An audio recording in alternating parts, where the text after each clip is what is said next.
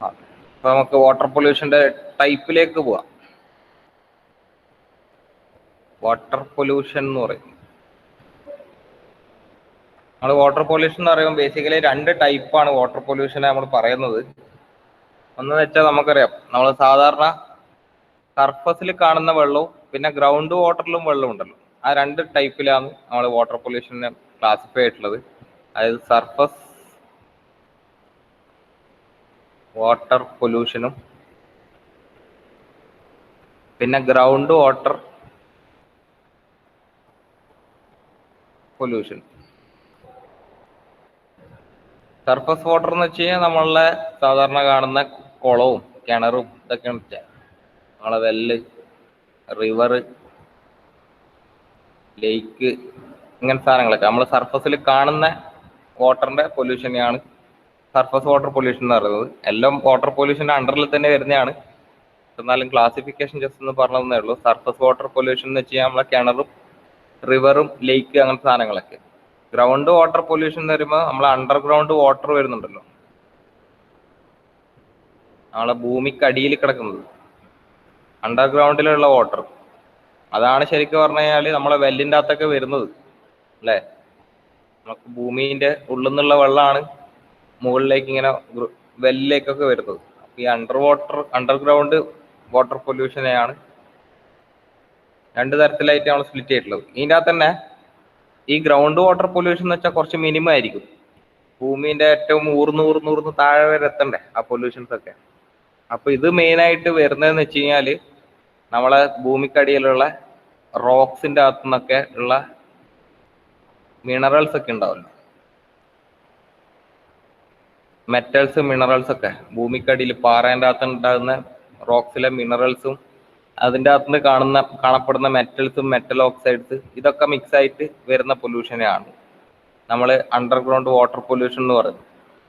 അപ്പൊ നമ്മൾ കുഴക്കിണറൊക്കെ കുഴിച്ചു കഴിഞ്ഞാൽ നിങ്ങൾക്ക് അറിയായിരിക്കും, അതിൻ്റെ അകത്തുള്ള ചില സമയത്ത് കുഴക്കിണറിലെ വെള്ളം നമുക്ക് പ്രത്യേകം എടുത്ത് മനസ്സിലാക്കാൻ പറ്റും. ഒരു ചൊവയുണ്ടാവും അതിന്, ഒരു ഇരുമ്പിന്റെ ചൊവയടിക്കുന്ന സാധനമല്ലേ. ഇത് മെയിനായിട്ട് ഒരു പൊല്യൂഷൻ ആയിട്ടാണ് നമ്മൾ കണക്ക് കൂട്ടിയിട്ടുള്ളത്. അത് നമ്മളെ ഭൂമിക്കടിയിലുള്ള റോക്സും മിനറൽസും, റോക്സിന്റെ അകത്തുള്ള മിനറൽസും മെറ്റൽസും ഒക്കെ കൂടിയിട്ട് ഈ വെള്ളത്തിന്റെ അകത്തേക്ക് സോല്യൂബിൾ ആയിട്ട് വരുന്ന സമയത്ത് കിട്ടുന്ന ആ ഒരു പൊല്യൂഷനെയാണ് നമ്മൾ ഉദ്ദേശിക്കുന്നത്. അല്ലാണ്ട് ബാക്കിയുള്ളതെന്ന് വെച്ച് കഴിഞ്ഞാൽ നമ്മളെ കുറെ കാലം കാത്തു നിന്ന് കഴിഞ്ഞാലൊക്കെയാണ് അല്ലാണ്ട് ഗ്രൗണ്ട് വാട്ടർ പൊല്യൂഷൻ നടക്കുക. അങ്ങനെ നമ്മളെ ഫെർട്ടിലൈസേഴ്സ് ഒക്കെ ഉണ്ടല്ലോ, നമ്മളെ നെൽപ്പാടത്തിന്റെ അകത്തൊക്കെ ഉപയോഗിക്കുന്ന ഫെർട്ടിലൈസേഴ്സ് ഈ ഊർന്ന് താഴത്തേക്ക് എത്തുമ്പോൾ ആ എത്താനുള്ള ഒരു സമയമൊക്കെ എടുക്കുമല്ലോ, അങ്ങനെയും ഉണ്ടാവാം. ഓക്കെ, അപ്പം നമ്മൾ ഗ്രൗണ്ട് വാട്ടർ പൊല്യൂഷൻ എന്ന് വെച്ച് കഴിഞ്ഞാൽ ചെറിയ തോതിൽ നമ്മൾ ആ പൊല്യൂഷനെ കൺസിഡർ ചെയ്യാറുള്ളൂ. പക്ഷെ സർഫസ് വാട്ടർ പൊല്യൂഷൻ എന്ന് പറയുമ്പോൾ നമുക്ക് ഏത് തരത്തിലും വരാം. നമ്മൾ മനുഷ്യന്മാരായിട്ട് ചെയ്യുന്ന മിക്കവാറും ആക്ടിവിറ്റീസ് ഒക്കെ സർഫസ് വാട്ടറിനെയാണ് പൊല്യൂട്ട് ചെയ്യുന്നത്. അപ്പൊ മെയിൻ കമ്പോണന്റ് എന്ന് വെച്ചാൽ ഹ്യൂമൻ ഫാക്ടേഴ്സ് ആണ്. ഹ്യൂമൻ ഫാക്ടേഴ്സ് വഴി വരുന്ന പൊല്യൂഷൻ ആണ് ഈ സർഫസ് വാട്ടർ പൊല്യൂഷനിൽ മെയിൻ ആയിട്ട് വരുന്നത്. ബാക്കിയുള്ളതൊക്കെ കുറച്ച് കുറവായിരിക്കും. നമുക്കറിയായിരിക്കും, നമ്മളെ അരുവിയിലൊക്കെ ഉള്ള വെള്ളം, നമ്മളെ പുഴയിലുള്ള വെള്ളമൊക്കെ നമ്മൾ മനുഷ്യന്മാരായിട്ട് പൊല്യൂട്ട് ചെയ്ത് വെക്കുന്നതാണ്. അല്ലാത്ത പക്ഷം നല്ല വെള്ളമല്ലേ ഉണ്ടാവില്ല.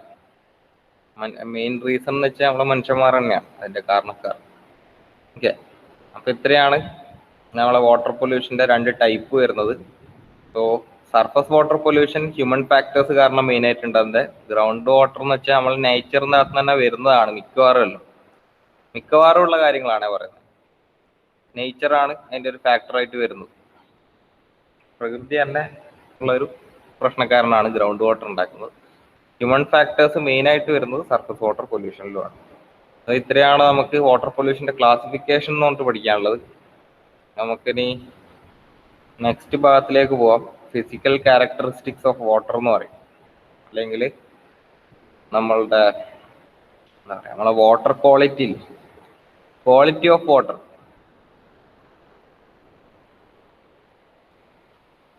വാട്ടർ അതിന്റെ പാരാമീറ്റേഴ്സ് എന്തൊക്കെയാണ് മെയിനായിട്ട് ഡിറ്റർമൈൻ ചെയ്യുന്നത്. അതിന്റെ ഫിസിക്കൽ പ്രോപ്പർട്ടീസ് ഉണ്ടാവും, അതിന്റെ കെമിക്കൽ പ്രോപ്പർട്ടീസ് ഉണ്ടാവും,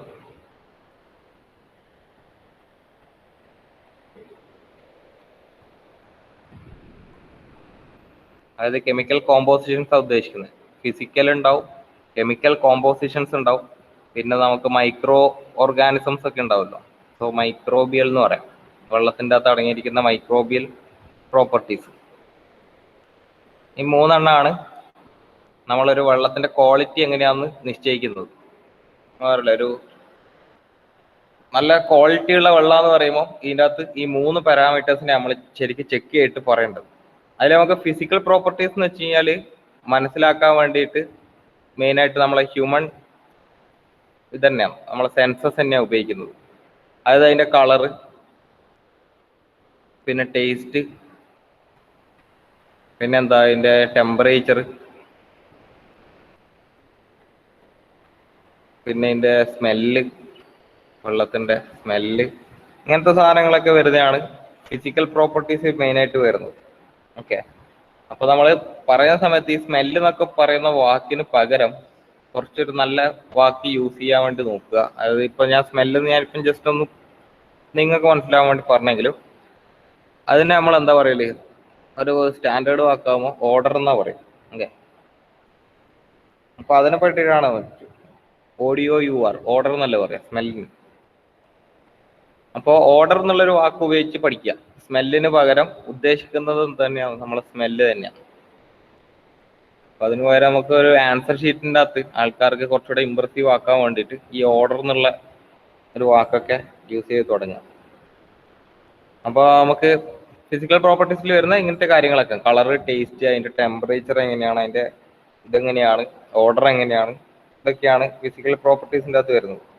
പിന്നെ അല്ലെങ്കിൽ ചിലപ്പോൾ നമ്മൾ ഒരു വാക്കും കൂടി ഉണ്ട്, അതുകൊണ്ടാണ് ഞാൻ ലാസ്റ്റ് പറയുന്നത്. അതൊരു ഇമ്പോർട്ടൻ്റ് ആയിട്ടുള്ള ടേമാണ്.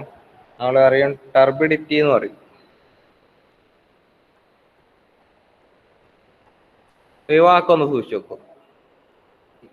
ടർബിഡിറ്റി എന്ന് പറയും. ടർബിഡിറ്റി എന്ന് വെച്ചാൽ നമ്മൾ ഉദ്ദേശിക്കുന്നത് നമ്മളെ ടർബുലൻസ് ഫ്ലോ എന്നൊക്കെ പറഞ്ഞിട്ടുള്ള കേട്ടിട്ടില്ലേ, ആ ഏകദേശം ആ ഒരു വാക്ക് തന്നെയാണ്. സ്ട്രീം ലൈൻ ഫ്ലോ ആണെങ്കിൽ നിങ്ങൾക്ക് അറിയാമായിരിക്കും, സ്ട്രീം ലൈൻ ഫ്ലോ ആണെങ്കിൽ ആ ഫ്ലോന്റെ അകത്ത് വെള്ളം എന്താണ് കറക്റ്റ് ഒരു പെർട്ടിക്കുലർ പാത്ത് കൂടെ തന്നെ ഫോളോ ചെയ്തിട്ട് പോകുന്നതായിരിക്കും. നമുക്ക് ഇവിടുന്ന് നോക്കി അപ്പുറം കാണുന്ന പോലെ അത്രയും ക്ലിയർ ആയിരിക്കും അത് ഫ്ലോ ചെയ്യുന്ന അവസ്ഥയിൽ. പക്ഷെ ടർബുലന്റ് ഫ്ലോ എന്ന് പറയുമ്പോൾ അവിടെ ഇവിടെയൊക്കെ അടിച്ചിട്ട് ഇങ്ങനെ പോകുന്ന സാധനം അല്ലേ, എനിക്ക് പെർട്ടിക്കുലർ ആയിട്ടൊരു പാത്തില്ല. അതുകൊണ്ട് തന്നെ നമ്മൾ ഇവിടുന്ന് നോക്കുമ്പോൾ നമുക്ക് അപ്പുറത്തെ സൈഡ് കാണാൻ പറ്റാത്തൊരവസ്ഥ ഉണ്ടാവല്ലോ, നമ്മളെ ട്രാൻസ്പെറൻസി എന്ന് പറയില്ലേ. ടർബുലന്റ് ആവുമ്പോൾ നമുക്ക് അത് ട്രാൻസ്പെറന്റ് ആയിരിക്കില്ലല്ലോ നമ്മളെ വെള്ളം. അതേസമയം ലാമിനാർ ആണെങ്കിൽ നിങ്ങൾക്ക് അറിയുന്ന സാധനമാണ് ലാമിനാർ അല്ലെങ്കിൽ സ്ട്രീം ലൈൻ ഫ്ലോ എന്നൊക്കെ പറയുന്നത്. അത് നമുക്ക് ക്ലിയർ ആയിട്ട് ചിലപ്പോൾ വെള്ളം ഒഴുകുന്നുണ്ട് എന്ന് വരെ നമുക്ക് മനസ്സിലാവാത്തൊരവസ്ഥയായിരിക്കും, സ്റ്റില്ലായിട്ട് കിടക്കുന്ന പോലെയൊക്കെ നമുക്ക് തോന്നും ലാമിനാർ ഫ്ലോ ആണെങ്കിൽ. ടർബുലന്റ് ആണെങ്കിൽ നമുക്ക് അപ്പുറം കാണാത്ത രീതിയിലായിരിക്കും. അപ്പോൾ അതിനെയാണ് നമ്മൾ ടർബിഡിറ്റി എന്ന് ഉദ്ദേശിക്കുന്നത്. ടർബിഡിറ്റി എന്ന് വെച്ച് കഴിഞ്ഞാൽ നമുക്ക് ലൈറ്റ് പാസ് ചെയ്യാനുള്ള എബിലിറ്റി കുറക്കുക, അതിനെയാണ് ടർബിലിറ്റി കൊണ്ട് ഉദ്ദേശിക്കുന്നത്. ഓക്കെ, ലൈറ്റ് പാസ്സെന്ന് പകരം പുതിയൊരു വാക്ക് ഉപയോഗിക്കുക, ട്രാൻസ്മിറ്റ് ചെയ്യാണ്. ലൈറ്റ് ട്രാൻസ്മിറ്റ് ചെയ്യാനുള്ള എബിലിറ്റി പോവുക വെള്ളത്തിന്റെ. അതായത് അതിനർത്ഥം മെയിനായിട്ട് ഈ ടർബുലന്റ് ഫ്ലോ ആയതിനെ കൊണ്ടല്ല അതിന്റെ അർത്ഥം വരുന്നത്. അതിന്റെ മെയിൻ ആയിട്ടുള്ള കാരണം എന്ന് വെച്ച് കഴിഞ്ഞാൽ എന്താണ്, ഇതിന്റെ ഉള്ളിൽ കിടക്കുന്ന സസ്പെൻഡഡ് പാർട്ടിക്കിൾസ് ആണ്. അതുകൊണ്ടല്ലേ നമുക്ക് അപ്പുറം വെള്ളത്തിന്റെ അപ്പുറം കാണാൻ പറ്റില്ല. ചളിവെള്ളം നമുക്ക് കാണാൻ പറ്റില്ല, അപ്പുറ സൈഡ് ഒരു സൈഡിൽ നിന്ന് നോക്കി കഴിഞ്ഞാൽ അപ്പുറ സൈഡിലേക്ക് കാണാൻ പറ്റില്ലല്ലോ ചളിവെള്ളം ഒക്കെ. ഓക്കെ, അത് എന്തുകൊണ്ടാണ് ലൈറ്റ് ട്രാൻസ്മിറ്റ് ചെയ്യാനുള്ള എബിലിറ്റി കുറയുന്നതിനെ കൊണ്ടാണ്. അതിന്റെ മെയിൻ കാരണം എന്ന് വെച്ചാൽ ചളിവെള്ളത്തിന്റെ അകത്ത് എന്തുണ്ട്, ഈ സസ്പെൻഡഡ് പാർട്ടിക്കിൾസ് ഉണ്ട്. ഈ ചളി എന്ന് പറഞ്ഞ സാധനങ്ങളൊക്കെ മിക്സ് ആയിട്ട് കിടക്കായിരിക്കും, അതുകൊണ്ടാണ് അപ്പുറം കാണാൻ പറ്റാത്തത്. സോ ഇന്നത്തെ ഇതിൻ്റെ അകത്ത് പറഞ്ഞതിൻ്റെ അകത്ത് ഈ ഒരു വാക്ക് ഒന്ന് സൂക്ഷിച്ചു വെക്കുക. നമുക്ക് ഇതൊക്കെ ഇടയ്ക്കിടയ്ക്ക് എടുത്ത് പ്രയോഗിക്കാൻ പറ്റുന്നൊരു കാര്യമാണ്. ഈ ഒരു വാക്ക് ഞാൻ ലാസ്റ്റ് പറഞ്ഞതിന്റെ കാരണം അതാണ്. ഒന്ന് colour, taste, temperature, order, smell, അങ്ങനത്തെ സാധനങ്ങളൊക്കെയാണ് ഫിസിക്കൽ പ്രോപ്പർട്ടീസിൻ്റെ അകത്ത് ഒന്ന് നമ്മൾ പറയുന്നത്. പിന്നെ അതെന്നുള്ള ലാസ്റ്റ് ആൻഡ് ഫൈനൽ ടോപ്പിക്കാണ് നമ്മൾ ടർബിഡിറ്റി എന്ന് പറയുന്നത്. ഓക്കെ, അപ്പോൾ അതൊന്ന് ഓർത്ത് വെക്കുക, ഈ ഒരു വാക്ക് മാത്രം. ഇനി ഈ ഒരു വാക്ക് മാത്രത്തിൽ ഒതുക്കരുത്, അതൊന്ന് ജസ്റ്റ് ഒന്ന് നോട്ട് ചെയ്ത് വെക്കാൻ വേണ്ടി പറഞ്ഞത് മാത്രം. അപ്പോൾ അത് വന്ന രീതി എങ്ങനെയാണെന്നൊക്കെയുള്ള ഞാൻ ഈ ടർബുലന്റ് ഫ്ലോവും സ്ട്രീം ലൈൻ ഫ്ലോ ഒക്കെ വെച്ചിട്ട് ജസ്റ്റ് ഒന്ന് എക്സ്പ്ലെയിൻ ചെയ്തു, ആ വാക്ക് അവിടെ മനസ്സിൽ പതിയാൻ വേണ്ടിയിട്ട്. സോ നമുക്ക് ഫിസിക്കൽ പ്രോപ്പർട്ടീസിലേക്ക് കടക്കാം, ഓരോന്ന് എങ്ങനെയൊക്കെയാണ്. അങ്ങനെയാണല്ലോ നമ്മൾ ഒരു വെള്ളത്തിന്റെ പ്യൂരിറ്റി അല്ലെ ക്വാളിറ്റി എന്ന് പറയുന്നത്. ഒരു ഭാഗം വരുന്നത് മെയിനായിട്ട് ഫിസിക്കൽ പ്രോപ്പർട്ടീസ്, അതായത് വെള്ളത്തിന്റെ കളർ കണ്ടാൽ നമുക്ക് പറയാൻ പറ്റും അതിന്റെ ക്വാളിറ്റി എത്രത്തോളം ഉണ്ട്. മനുഷ്യന്മാരുടെ ഹ്യൂമൻ ഐ വെച്ചിട്ട് നമുക്ക് കാണാൻ പറ്റുന്ന സാധനമാണ് കളർ അല്ലെ. അതിന്റെ സെൻസർ നമ്മളെ ഹ്യൂമൻ ഐ തന്നെ മതി. ഫിസിക്കൽ പ്രോപ്പർട്ടീസിന്റെ അതിൽ കളർ വെച്ചിട്ട് നോക്കാനാണെങ്കിൽ, ടേസ്റ്റ് വെച്ച് നോക്കാനാണെങ്കിൽ നമ്മളെന്താണ് നമ്മളെ ടങ്ങാണ്, TONGUE ടങ്ങാണ് നമ്മൾ യൂസ് ചെയ്യുന്നത് ടേസ്റ്റ് മനസ്സിലാക്കാൻ വേണ്ടി. നമുക്കറിയാം ചില പുഴക്കരയിലുള്ള വെള്ളത്തിൻ്റെ അകത്തൊക്കെ നമ്മൾ കുടിക്കുകയാണെങ്കിൽ, പുഴക്കരയിലെ വീടുകളിൽ പുഴയുമായിട്ട് അടുത്ത് കിടക്കുന്ന വീടുകളിലൊക്കെ പോയിട്ട് നമ്മൾ വെള്ളം കുടിക്കുകയാണെങ്കിൽ കുറച്ച് ഹാർഡായിരിക്കും അവിടുത്തെ വെള്ളം.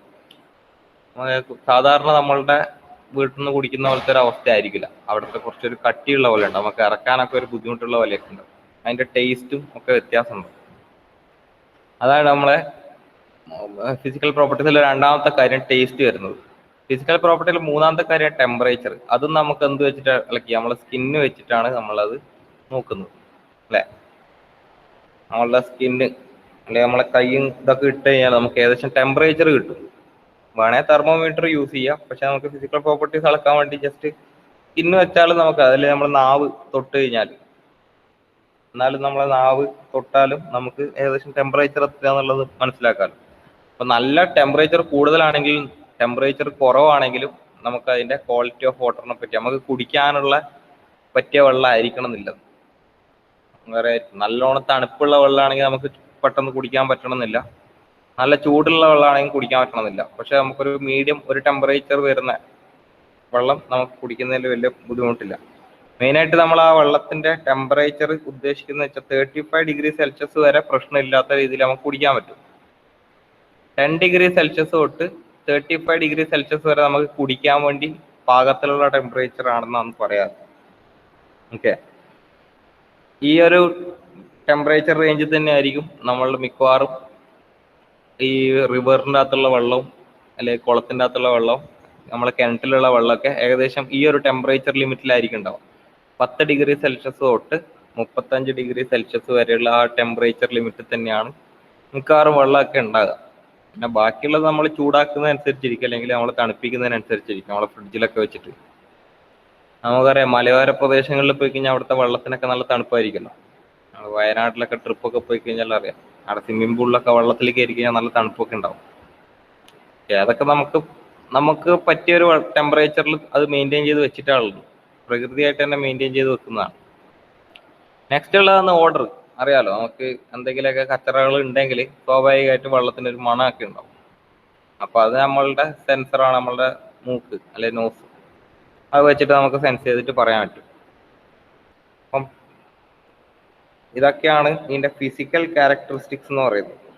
അപ്പൊ നമുക്ക് ഇതിന് സ്പെസിഫിക് ആയിട്ട് ഒരു ക്വാണ്ടിറ്റി പറയാൻ പറ്റില്ല അല്ലെ. കളർ എന്ന് വെച്ചാൽ നമുക്ക് പറയാൻ പറ്റില്ലല്ലോ, ഒരു ലൈറ്റ് മഞ്ഞ വരെ ആവാം എന്ന് പറയാൻ പറ്റില്ലല്ലോ, അല്ലെങ്കിൽ ലൈറ്റ് ഡാർക്ക് കളർ വരെ ആവാം എന്നുള്ള രീതിയിൽ നമുക്ക് സ്പെസിഫിക് ആയിട്ട് ഒരു ലിമിറ്റ് പറയാൻ പറ്റില്ല ഇതിന് എത്ര വരെ ആവാൻ പറ്റുന്നു.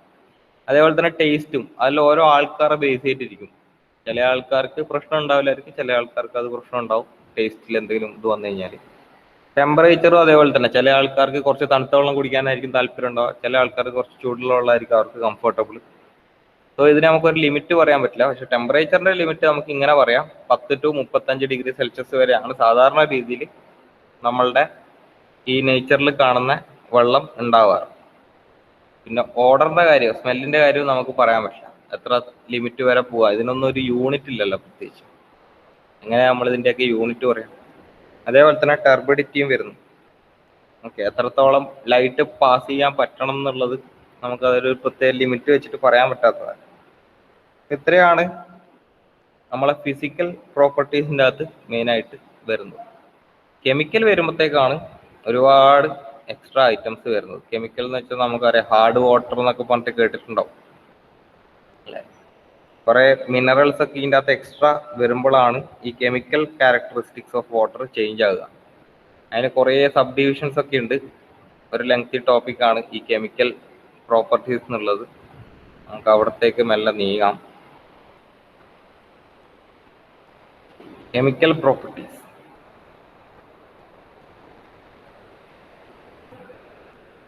കെമിക്കൽ പ്രോപ്പർട്ടീസിനെ പറ്റി പറയുകയാണെങ്കിൽ നമുക്ക് എന്താ പറയാ, ചില മിനറൽസ് നമ്മളെ വെള്ളത്തിൻ്റെ അകത്ത് ആവശ്യമുള്ളതായിരിക്കും, ചിലത് ആവശ്യമില്ലാത്തതുണ്ടാവും അല്ലേ. നമ്മളിപ്പം ഏറ്റവും സിമ്പിൾ ആയിട്ടുള്ള എക്സാമ്പിൾ പറഞ്ഞാൽ നമ്മൾ സാധാരണ പച്ചവെള്ളം നമ്മൾ കുടിക്കും. പച്ചവെള്ളം കുടിച്ചു കഴിഞ്ഞാൽ നമുക്ക് ആ പച്ചവെള്ളത്തിൻ്റെ അകത്ത് എന്തൊക്കെയാണോ കിട്ടേണ്ടത് ആ ഒരു സാധനം മാത്രമേ നമുക്ക് കിട്ടുള്ളൂ. നമ്മൾ എന്തൊക്കെ ന്യൂട്രിയൻസ് ആണോ അതിൻ്റെ അകത്ത് കിട്ടേണ്ടത് അത് മാത്രമേ കിട്ടുള്ളൂ. അതേസമയം നമ്മൾ ക്ഷീണിച്ചൊക്കെ കിടക്കുന്ന സമയത്ത് നമ്മൾ എന്ത് ചെയ്യും, ഈ വെള്ളത്തിൻ്റെ അകത്ത് ചിലപ്പം ചില എക്സ്റ്റേണൽ ഏജൻസ് ആഡ് ചെയ്യും. അതായത് നമ്മൾ വല്ല ജ്യൂസ് ആക്കിയിട്ടൊക്കെ കുടിക്കും, അല്ലെങ്കിൽ ലൈമായിട്ട് കുടിക്കുമായിരിക്കും. പിന്നെ നമ്മൾ അല്ലെങ്കിൽ സോഡ പോലെ കാർബൺ ഡൈ ഓക്സൈഡ് ഒക്കെ മിക്സ് ചെയ്തിട്ട് കുടിക്കും. സോഡേൻ്റെ അകത്ത് അതാണല്ലോ, കാർബൺ ഡൈ ഓക്സൈഡ് മിക്സ് ചെയ്തിട്ട് നമ്മൾ കുടിക്കും. അതൊക്കെ നമ്മളുടെ നീഡ് അനുസരിച്ചിട്ട് ഇങ്ങനെ മാറിക്കൊണ്ടിരിക്കും. അപ്പോൾ ഓരോന്ന് ആഡ് ചെയ്യുന്നതിനനുസരിച്ച് ഓരോന്ന് ഇല്ലാതാകുന്നതിനനുസരിച്ചും അതിൻ്റെതായിട്ടുള്ള പ്രശ്നങ്ങൾ ഈ വെള്ളത്തിനുണ്ടാവും. ഓക്കെ, നമുക്ക് താല്പര്യമുള്ള രീതിക്ക് കാർബൺ ഡൈ ഓക്സൈഡ് വെള്ളത്തിൽ ആഡ് ചെയ്യുന്നതിന് പ്രശ്നമില്ല. അതുകൊണ്ടാണ് നമ്മൾ സോഡ കുടിച്ചാൽ നമുക്ക് ചെറിയൊരു ആശ്വാസമൊക്കെ കിട്ടുമല്ലോ. അല്ലെങ്കിൽ നിങ്ങൾ ഈ പറഞ്ഞ പോലെ സ്പ്രൈറ്റ്, പെപ്സി, കൊക്കക്കോള ഇതൊക്കെ, പിന്നെ അല്ലെങ്കിൽ നമ്മളുടെ എന്താ റെഡ് ബുൾ എന്ന് പറഞ്ഞൊരു എനർജി ഡ്രിങ്ക് ഒക്കെ ഉണ്ടല്ലോ, ഇതൊക്കെ കുടിക്കുന്ന ഇതിൻ്റെ അകത്തൊക്കെ നമ്മൾ എക്സ്ട്രാ കെമിക്കൽ പ്രോപ്പർട്ടീസ് ഇതിൻ്റെ ചേഞ്ച് ആക്കലാണ്. നമ്മൾ വെള്ളത്തിൻ്റെ സാധാരണ H2O എന്ന് പറഞ്ഞ സാധനം അല്ലാണ്ട് ഇതിൻ്റെ കൂടെ നമ്മൾ കുറേ ഒന്നുകിൽ കാർബൺ ഡൈ ഓക്സൈഡ് ആയിരിക്കാം, അല്ലെങ്കിൽ വേറെ എന്തെങ്കിലും സാധനങ്ങളായിരിക്കാം, എന്തെങ്കിലും മിനറൽസ് ആയിരിക്കും. ഓക്കെ, അല്ലെങ്കിൽ നമ്മൾ നമുക്കറിയാലോ നമ്മളെ വിരാട് കോഹ്ലിൻ്റെ ആട്ടല്ലേ ഒരു ഇതുണ്ടല്ലോ, വെള്ളം മിനറൽ വാട്ടർ.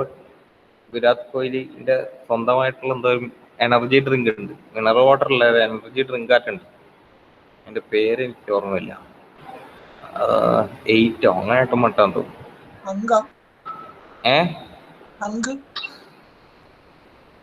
അത് ഡ്രസ്സിന്റെ അല്ലേ? എന്തോ ഒരു സാധനം ഉണ്ട് വിരാട് കോഹ്ലിന്റെ ആയിട്ടും എന്തോ ഒരു മിനറൽ വാട്ടറിന്റെ പരിപാടി ഉണ്ട്. അതിന്റെ പേര് എനിക്ക് ഓർമ്മ കിട്ടില്ല. അപ്പൊ അതിൻ്റെ അകത്ത് വെച്ച് കഴിഞ്ഞാൽ ഇതിൻ്റെ അകത്ത് ഇവൻ പറയുന്നുണ്ട് ഈ സാധനങ്ങളൊക്കെ ഇങ്ങനെ എക്സ്ട്രാ നമുക്ക് ശരീരത്തിന് ആവശ്യമായിട്ടുള്ള കുറച്ച് സാധാരണ വെള്ളത്തിൻ്റെ അകത്ത് കിട്ടാത്തത് പലതും ഇതിൻ്റെ അകത്ത് ആഡ് ചെയ്തിട്ടൊക്കെയുള്ള മിനറൽ വാട്ടേഴ്സ് ആണ്.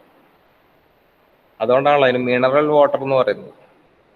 സാധാ കുപ്പിയിൽ കിട്ടുന്ന വെള്ളമൊക്കെ മിനറൽ വാട്ടർ ആയിട്ടല്ലേ നമ്മൾ പറയുന്നത്. അപ്പൊ നമുക്ക് ആവശ്യമുള്ള മിനറൽസ് ഉണ്ടാവും, ആവശ്യമില്ലാത്ത മിനറൽസും ഉണ്ടാവും, നമുക്ക് ആവശ്യമില്ലാത്ത മിനറൽസ്. അതൊക്കെ വരുമ്പോഴാണ് നമ്മളെ വെള്ളത്തിന്റെ ഹാർഡ്നെസ് ഒക്കെ കൂടാനൊക്കെ കാരണം. അല്ലെങ്കിൽ വെള്ളത്തിൻ്റെ അകത്ത് ഒരു ഉപ്പ് രസം ഉണ്ടാകുക, സോൾട്ടി വാട്ടർ ആകുക,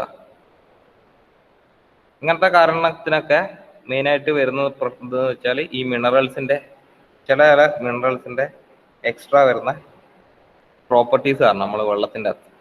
അപ്പോൾ നമുക്ക് അതിൻ്റെ 1 by 1 ആയിട്ടുള്ള കുറച്ച് കാര്യങ്ങളൊക്കെ നോക്കാം. അപ്പോൾ നമുക്ക് ഒന്നാമത്തെ കാര്യം ഈ പ്രോപ്പർട്ടീസിൽ വരുന്നതാണ് ഒന്ന് ഇൻഓർഗാനിക്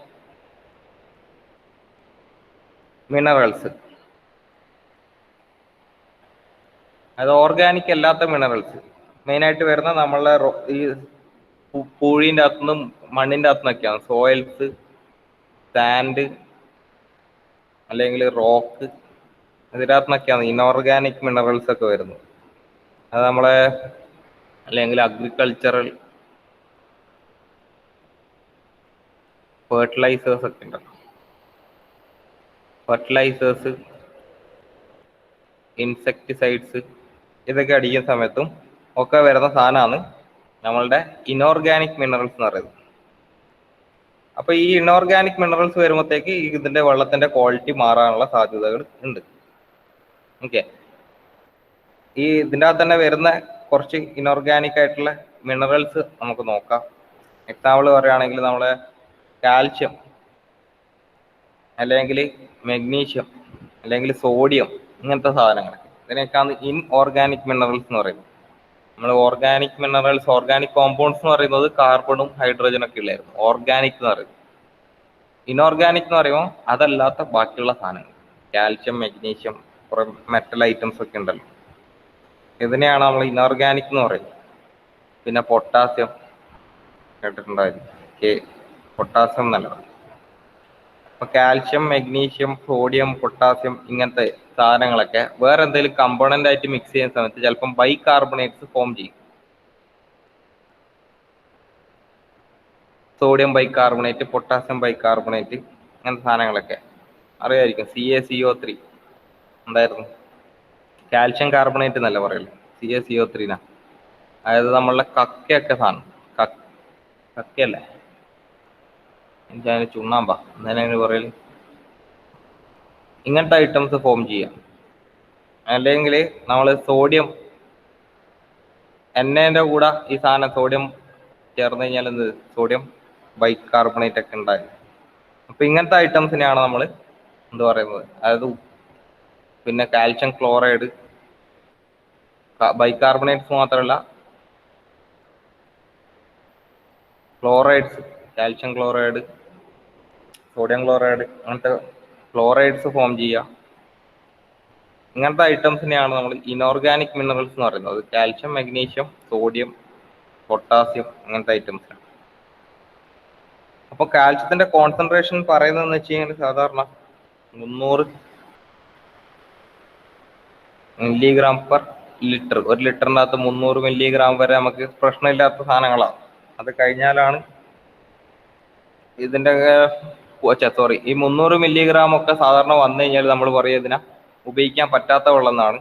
ഇതിൻ്റെ ലിമിറ്റ് വരുന്നതെന്ന് വെച്ചാൽ 40 to 120 മില്ലിഗ്രാം പെർ ലിറ്റർ ആണ്.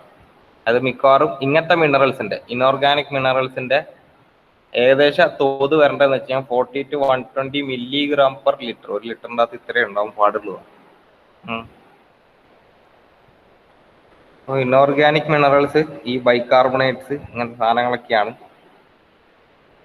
ഇതിൻ്റെ അതൊരു ടേബിളൊക്കെ ഉണ്ട്, എത്രത്തോളം ഓരോന്നിൻ്റെയും കോൺസെൻട്രേഷൻ ഉണ്ടാവണം എന്നൊക്കെ ഉള്ളതിൻ്റെ. അപ്പം ഞാൻ പറഞ്ഞതിനെ കൊണ്ട് കാര്യമില്ല, നിങ്ങളത് വായിച്ചിട്ടുണ്ടെന്ന് നോക്കുക. ഓരോന്ന് നമ്മളെ മനസ്സിൽ നിൽക്കുകയൊന്നുമില്ല എന്തായാലും ആ ടേബിളൊന്നും. കാൽഷ്യം എത്ര വേണം, മഗ്നീഷ്യം എത്ര വേണം, അതിൻ്റെ ലിമിറ്റ് എത്രയാണെന്നൊക്കെ ഉള്ളത് പറഞ്ഞു കഴിഞ്ഞാൽ നമ്മളുടെ മൈൻഡിൽ എന്തായാലും നിൽക്കുന്നില്ല. കാരണം ഫുൾ പോയിന്റ് വാല്യൂ 0.958 എന്നൊക്കെ പറഞ്ഞു കഴിഞ്ഞാൽ ഓരോന്നും നമ്മളെ മനസ്സിൽ ഇങ്ങനെ നിൽക്കൊന്നുമില്ല. നമുക്ക് ഒരാളുടെ ഡേറ്റ് ഓഫ് ബർത്ത് വരെ ചിലപ്പോൾ ഓർത്ത് വെക്കാൻ പറ്റില്ലുണ്ടാവില്ല.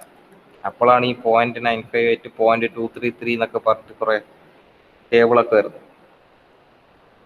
തൽക്കാലം ഇങ്ങനത്തെ കാര്യങ്ങൾ അറിഞ്ഞിരിക്കുക. Inorganic minerals calcium, magnesium, sodium ഇങ്ങനത്തെ സാധനങ്ങളാണ്. ഇതൊക്കെ വെള്ളത്തിൽ ഉണ്ടാകുന്ന സമയത്ത് കാൽഷ്യം കാർബണേറ്റ്, സോഡിയം കാർബണേറ്റ്, അല്ലെങ്കിൽ ബൈകാർബണേറ്റ്, അല്ലെങ്കിൽ ഈ ക്ലോറൈഡ്സ് ചേരുന്ന സമയത്ത് കാൽഷ്യം ക്ലോറൈഡ്, മഗ്നീഷ്യം ക്ലോറൈഡ്, ഈ സോഡിയം ക്ലോറൈഡ്, ഉപ്പ്, ഇതൊക്കെ വരാൻ സാധ്യതയുണ്ട്. അപ്പോൾ ഇതിനൊക്കെയാണ് ഇനോർഗാനിക് മിനറൽസ് എന്ന് പറയുന്നത്. അതിൻ്റെ അളവ് കൂടുന്നതിനനുസരിച്ചിട്ട് വെള്ളത്തിൻ്റെ അകത്തുള്ള ഇത് അതിൻ്റെ പ്യൂരിറ്റി അല്ലെങ്കിൽ ക്വാളിറ്റി നഷ്ടപ്പെടാനുള്ള സാധ്യതകൾ കൂടുതലാണ്. പിന്നെയുള്ളതെന്ന് നമ്മളെ വെള്ളം അസിഡിക് ആകുക എന്ന് പറയും. അത് നിങ്ങൾ ഉണ്ടായിട്ടില്ല, ഫസ്റ്റ് മൊഡ്യൂളിൽ പറഞ്ഞിട്ടുണ്ടായിരുന്നു ആസിഡ് റെയിനിനെ പറ്റിയിട്ടൊക്കെ. വെള്ളത്തിൻ്റെ അകത്ത് ഈ നൈട്രജൻ ഒക്കെ കൂടി മിക്സ് ആകുന്ന സമയത്ത്, നൈട്രജൻ ഓക്സൈഡ്സ് NOx എന്ന് പറയും, ഇതൊക്കെ മിക്സ് ആകുന്ന സമയത്ത് എന്തുണ്ടാവും, നമ്മളെ വെള്ളം അസിഡിക് ആവാനുള്ള സാധ്യത കൂടുതലാണ്. അതുകൊണ്ടാണ് ആസിഡ് റെയിനൊക്കെ, മഴ പെയ്യുന്ന സമയത്ത് ആസിഡ് റെയിനൊക്കെ വരുന്നത്. അതൊക്കെ എന്താണ്, ഇങ്ങനത്തെ കുറച്ച് പ്രശ്നങ്ങളൊക്കെ ഉണ്ടാകുന്നതുകൊണ്ടാണ്. സൾഫ്യൂരിക് ആസിഡ് വരെ ഈ വെള്ളത്തിൻ്റെ അകത്ത് ഉണ്ടാവാറുണ്ട് എന്നാണ് പറയുന്നത്. സൾഫ്യൂരിക് ആസിഡ് അറിയില്ല, H2SO4, നമ്മളെ കിങ് ഓഫ് ആസിഡ്സ്, അതുവരെ ഈ ആസിഡ് റെയിനിൻ്റെ അകത്ത് മിക്സ് ആവാറുണ്ട് എന്ന് പറഞ്ഞാൽ ഏറ്റവും പവർഫുൾ ആയിട്ടുള്ള ആസിഡ് ആണുള്ളത് H2SO4 ഒക്കെ. പക്ഷേ ഈ പൊല്യൂഷൻ കാരണം ഇങ്ങനത്തെ റെയിൻ വരെ ഉണ്ടാവാറുണ്ട്. അതുകൊണ്ടാണ് നമ്മൾ താജ്മഹലിൻ്റെ ഒക്കെ കാര്യം പറഞ്ഞിട്ടുണ്ട്. താജ്മഹലൊക്കെ നശിച്ചു പോകാനുള്ള കാരണം ഒരു ആസിഡ് റെയിൻ പോയിട്ട് കുറേ ഭാഗങ്ങൾ, മാർബിളൊക്കെ കുറേ നശിച്ചിട്ടുണ്ടായിരുന്നു. അപ്പോൾ വെള്ളത്തിൻ്റെ പ്യൂരിറ്റി നഷ്ടപ്പെടാനുള്ള അടുത്ത കാരണമാണ് ഈ അസിഡിറ്റി എന്ന് പറയുന്നത്. വെള്ളത്തിൻ്റെ അകത്ത് ആസിഡ് അല്ലെങ്കിൽ അതിൻ്റെ pH വാല്യൂ മാറുക എന്നൊക്കെ ഉള്ളത്. സാധാരണ വെള്ളത്തിൻ്റെ pH എത്രയായിരുന്നു, 7 അല്ലേ? 7-നെക്കാട്ടിയും കുറഞ്ഞു കഴിഞ്ഞാൽ നമ്മൾ ആസിഡ് എന്ന് പറയാല്, കൂടിക്കഴിഞ്ഞാൽ ആൽക്കലി അല്ലേ, പണ്ട് കെമിസ്ട്രിയിൽ പഠിച്ചതാണ്. pH വാല്യൂ നമ്മൾ വെള്ളത്തിന് 7 ആണ് ബേസ് ആയിട്ട് എടുക്കൽ. അത് 7-നെക്കാട്ടിയും കുറവാണെങ്കിൽ നമ്മൾ പറയും ആസിഡ് ആണ്, അല്ലെങ്കിൽ ആൽക്കലി പറയും. സാധനങ്ങൾ കുറേ ഉണ്ട്. അപ്പോൾ ഇതിനൊക്കെ എല്ലാത്തിനും ഓരോരോ അളവും കാര്യങ്ങളൊക്കെ ഉണ്ട്. ഇതൊക്കെ ഒന്ന് ജസ്റ്റ് നോക്കി വെക്കുക. പിന്നെയുള്ളതാണ് കെമിക്കൽ പ്രോപ്പർട്ടീസിൻ്റെ അകത്തുള്ള ഡിസോൾവ്ഡ് ഓക്സിജൻ. ഇതും ലാസ്റ്റ് ഒരു ക്ലാസ്സിൽ പറഞ്ഞിട്ടുണ്ടായിരുന്നു. ഡിസോൾവ്ഡ് ഓക്സിജൻ എന്ന് പറയുന്നത് വെള്ളത്തിൻ്റെ അകത്ത് അലിഞ്ഞിരുന്ന ഓക്സിജൻ കണ്ടന്റ്. അപ്പൊ പൊല്യൂഷൻ ഉണ്ടാകുന്ന സമയത്ത് മിക്കവാറും ഈ ഡിസോൾവ്ഡ് ഓക്സിജൻ നഷ്ടപ്പെടാനുള്ള സാധ്യതയുണ്ട്. ഈ ഡിസോൾവ്ഡ് ഓക്സിജൻ ഉള്ളതുകൊണ്ടാകുന്ന നമ്മളെ അക്വാട്ടിക് പ്ലാന്റ്സും നമ്മളെ മീനുകളും ഒക്കെ വെള്ളത്തിനുള്ളിൽ ജീവിക്കുന്നത്. അപ്പം ഡിസോൾവ്ഡ് ഓക്സിജന്റെ അളവ് ആണ് ഒരു പ്രോപ്പർട്ടി എന്ന് പറയുന്നത്. ഓക്കെ, ഡിസോൾവ്ഡ് ഓക്സിജൻ എന്ന് പറയും. പിന്നെ വെള്ളത്തിന്റെ മെയിനായിട്ട് ഇങ്ങനത്തെ കുറെ ഓർഗാനിക് മിനറൽസ്, കാർബണും ഹൈഡ്രജനും ഇതിൻ്റെയൊക്കെ കണ്ടന്റ്. ഈ ഓക്സിജൻ എന്ന് പറയുന്നത് നമ്മൾ ഓർഗാനിക് മിനറലായിട്ടാണ് കൂട്ടുന്നത്. ഈ ഡിസോൾവ്ഡ് ഓക്സിജൻ്റെ അകത്തുള്ള ഓക്സിജനൊക്കെ കാർബൺ, ഹൈഡ്രജൻ, ഓക്സിജൻ ഇങ്ങനത്തെ സാധനത്തിനൊക്കെ നമ്മൾ ഓർഗാനിക് മിനറൽസ് ആയിട്ടാണ് കൂട്ടൽ. ഇതിന് പുറമെ വേറെയും കുറേ സാധനങ്ങളുണ്ട്. Phosphorus, florin, chlorine, bromine, iodine ഇങ്ങനത്തെ സാധനങ്ങളൊക്കെ. ഓക്കെ,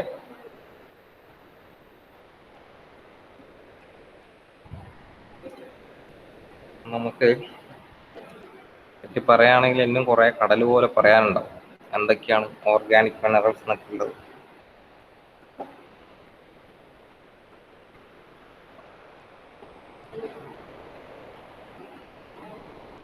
അപ്പോൾ നിങ്ങൾക്ക് തരുന്ന നോട്ടിൻ്റെ അകത്ത് കുറച്ച് ഇതുണ്ടാവും, എത്രത്തോളം ലിമിറ്റ് ഉണ്ടാവും എന്നൊക്കെ ഉള്ളത്. ജസ്റ്റ് ഒന്ന് ഓടിച്ചു വിടുക. അതൊക്കെ എന്തൊക്കെ കറക്റ്റായിട്ട് കിട്ടിയിട്ടില്ലെങ്കിലും പ്രശ്നമൊന്നുമില്ല. അത് ആൻസർ ഷീറ്റിൽ കറക്റ്റായിട്ട് എഴുതണമെന്നൊന്നുമില്ല. എല്ലാത്തിനും ഓരോരോ പാരാമീറ്റേഴ്സിന്റെ വാട്ടർ ക്വാളിറ്റി ഞാൻ ഇപ്പം 2 ഗുണത്തിന്റെ പറഞ്ഞുതരാം. ഇനോർഗാനിക് ആണെങ്കിൽ അതിന്റെ വാല്യൂ പറയുന്നത് വെച്ച് കഴിഞ്ഞാൽ 50 മില്ലിഗ്രാം പെർ ലിറ്റർ ആണ് നമുക്ക് ശരിക്കും വേണ്ടത്. അത് ചിലപ്പോൾ ഉണ്ടാവാറെന്ന് വെച്ച് കഴിഞ്ഞാൽ 5 to 250 വരെ ഉണ്ടാവാറുണ്ട്. ഓക്കെ, നമ്മളെ വാട്ടർ ബോഡീസിന്റെ അകത്ത് 5 to 250 വരെ ഉണ്ടാവും. കുറഞ്ഞാലും പ്രശ്നമാണ്, കൂടിയാലും പ്രശ്നമാണല്ലോ. പിന്നെ അതേപോലെ തന്നെ ടോട്ടൽ കാർബണിന്റെ കണ്ടന്റ് ഓർഗാനിക് ആയിട്ടുള്ള സാധനത്തിന്റെ കണ്ടന്റ് വരേണ്ടതെന്ന് വെച്ച് കഴിഞ്ഞാൽ 1 to 10 മില്ലിഗ്രാം പെർ ലിറ്റർ ആണ്. അത് ചില സമയത്ത് 0.01 തൊട്ട് 40 വരെ ഉണ്ടാവാറുണ്ട് ഓർഗാനിക് കമ്പോണൻസിന്റെ. പിന്നെ നമ്മളെ ഇപ്പം പറഞ്ഞ സാധനം ഡിസോൾവ്ഡ് ഓക്സിജൻ ഉണ്ടല്ലോ, അതിന്റെ അളവ് പറയുന്നത് 1 to 6 മില്ലിഗ്രാം പെർ ലിറ്റർ. 1 ലിറ്ററിൻ്റെ അകത്ത് 1 to 6 മില്ലിഗ്രാം വരെ ഡിസോൾവ്ഡ് ഓക്സിജൻ ഉണ്ടാവണമെന്നാണ്. ചില സമയത്ത് അത് ഉണ്ടാവാറ് 0.3 to 32 വരെ ആവാൻ സാധ്യതയുണ്ട്. ഓക്സിജൻ കൂടിയാലും പ്രശ്നം തന്നെയാണ്. ഓക്സിജന്റെ അളവ് കൂടുന്നതിനനുസരിച്ച് വെള്ളത്തിന്റെ അകത്ത് ഓക്സൈഡ്സ് ഉണ്ടാവാനുള്ള സാധ്യതയും കൂടുതലായിരിക്കും.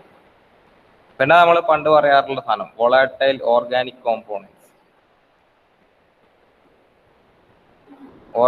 കോമ്പൗണ്ട്സ്.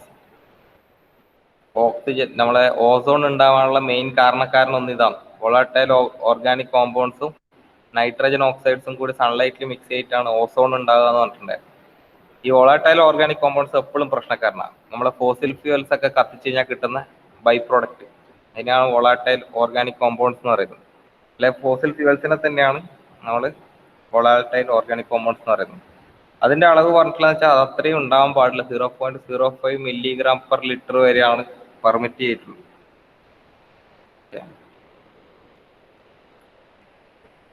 പിന്നെയുള്ളത് നമ്മളെ ഓർഗാനിക് മാറ്റേഴ്സ് ഉണ്ടല്ലോ, നമ്മളെ ബാക്ടീരിയയും അങ്ങനത്തെ സാധനങ്ങളൊക്കെ, ബാക്ടീരിയയും ഫംഗസും കാര്യങ്ങളൊക്കെ നമുക്ക് ആ ബോഡിക്ക് ആവശ്യമുള്ള കുറെ സാധനങ്ങളുണ്ട്. അതിന്റെ അളവ് എന്ന് വെച്ചാൽ 2 to 20 മില്ലിഗ്രാം പെർ ലിറ്റർ വരെ ആവാം. ഇങ്ങനത്തെ അല്ലെങ്കിൽ ബയോളജിക്കൽ കമ്പോണൻസ് എന്നാ പറയാ, ബയോളജിക്കൽ പ്രോപ്പർട്ടീസ് എന്നൊക്കെ പറഞ്ഞിട്ട് അത് വരേണ്ടതെന്ന് വെച്ച് കഴിഞ്ഞാൽ 2 to 20 മില്ലിഗ്രാം പെർ ലിറ്റർ വരെ ഉണ്ടാവാം. എല്ലാത്തിൻ്റെയും വാല്യൂ ആയിക്കോ 2 ആണെങ്കിൽ അതിനെക്കാട്ടി ചെറിയൊരു വാല്യൂ ഏതെങ്കിലും കിട്ടുക 0.02 to 80 ആണ് ഇതിൻ്റെ അകത്ത് ഇപ്പം ഈ ഒരു കണക്ക് പ്രകാരം കാണിക്കുന്നത്. കാരണം ഈ കണക്കൊക്കെ മാറിക്കൊണ്ടിരിക്കും ഓരോ പ്രാവശ്യവും.